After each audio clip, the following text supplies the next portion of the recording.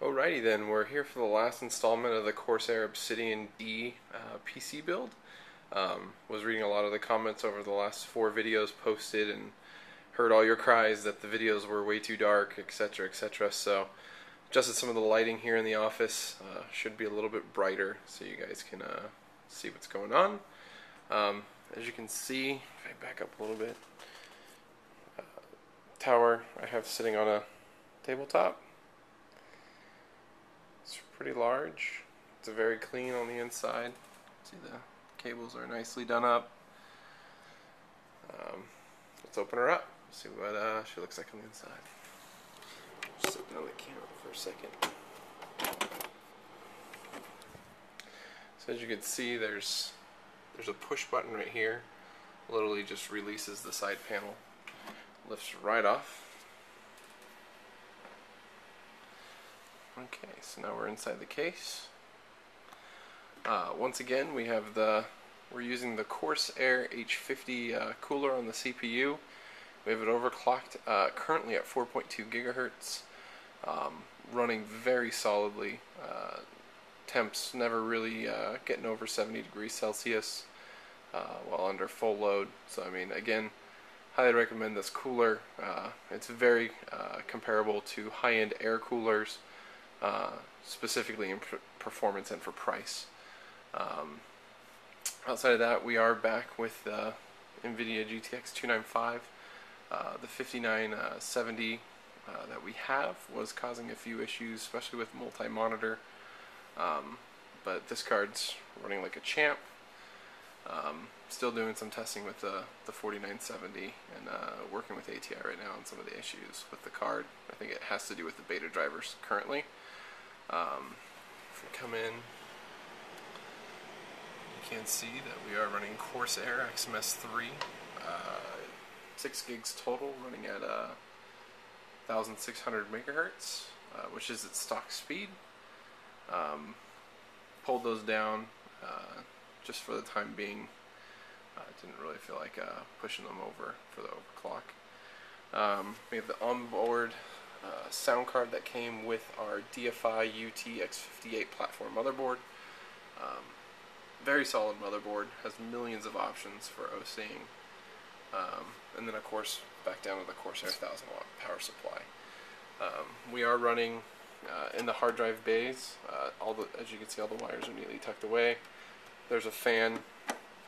Open this up. You see the fan that's sitting behind here. It's actually a 140 millimeter fan.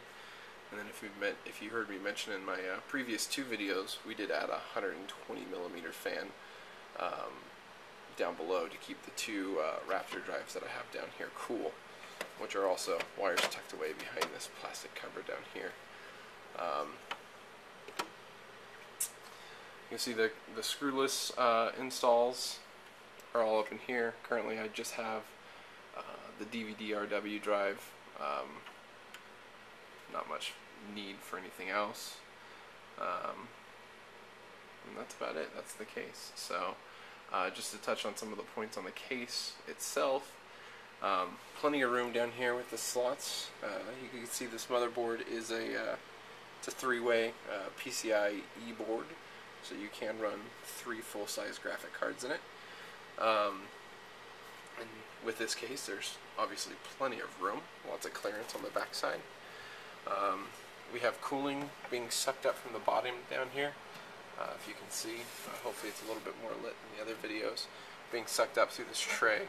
I can't really pull the tray out because I have it kind of tucked up against the wall, but if you can see that tray sliding right there, that's the dust collector. It does pull all the way out, and it runs across the whole bottom underneath the power supply. But this fan, there's a fan sitting right underneath, and you can see the Corsair logo. That's the white that you see right there. It is blowing air up through the case, mostly blowing the air into the graphics card. This GTX 295 does vent out the back, but its primary vent does come out the side here. The air is fairly cool, as when the case is fully enclosed, there is really good circulation going on. And I would say that's primarily due to the 3 120mm fans that we do have installed at the top. There is screws that are pre-drilled for a full-size water cooler.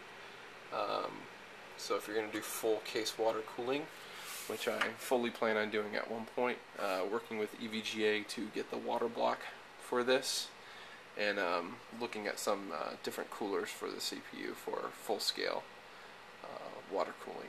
So that's the case, and hopefully you guys can see things a little bit better. Also, one thing to touch on, the grommets, obviously you can see these a little bit better in the light. Sorry, there's some shadows due to the light, but there's a second set of grommets back here. You can see my red solder cable that I still haven't replaced with the black one yet. But all the cables quickly tuck into the back and make for a really clean looking install. Literally, this is the best PC case on the market. I don't think there's any other companies out there right now doing a case better than this one.